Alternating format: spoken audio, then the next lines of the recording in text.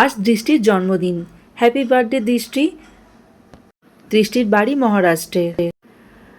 আমাদের যে প্রফেশনের মধ্যে থাকতে হয় সেখানে কিন্তু অনেক কাস্টের মানুষদের সাথে আমরা একসাথে একই জায়গায় মিলেমিশে থাকি। কোথাও অসমিয়া, কোথাও বিহারি, কোথায় বেঙ্গলি, কোথায় মহারাষ্ট্রার, বিভিন্ন কোথাও কেরালার।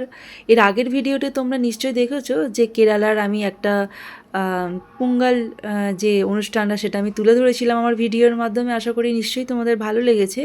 ঠিক সেরকমই আজ কিন্তু আমি দৃষ্টির বার্থডেতে চলে এসেছি। এটা হচ্ছে দৃষ্টির মা বাবা, আর তার সাথে আমিও ছবি তুলছি। এখানে আমার ছোট ছেলে আছে এবং ওদের ফ্যামিলিটা পুরোটাই আছে এখানে। ভীষণ সুন্দর অনুষ্ঠানটা ছিল আর ভীষণ ভালো লাগছিল। আর আমার ছেলেগুলো তো এখানে বেলুন পেয়ে ভীষণ খুশি হয়ে গিয়েছিল। এটা হচ্ছে দৃষ্টি, যার বার্থডে আছে। তো এখানে ফ্যামিলি ছবি তোলা হচ্ছে, সাথে আমার ছেলেটা কিন্তু ওদের মধ্যেই ঢুকে পড়েছিল। তো দেখো এখানে কি সুন্দর ওদের কালচার। এখানে চাল আর এরকমভাবে আরতি করছে। তো সবাই একে একে সবাই ওকে আশীর্বাদ করছে। যেরকম আমাদেরও থাকে ধান দ্রব্য দিয়ে আমরা আশীর্বাদ করি, ঠিক সেরকমই ওদের এখানে দেখো কতজন এসে বসে আছে। তো আর কি সুন্দর করে বেলুন দিয়ে সাজিয়েছে, তাই না? আর কেকটাও বেশ খুব সুন্দর ছিল।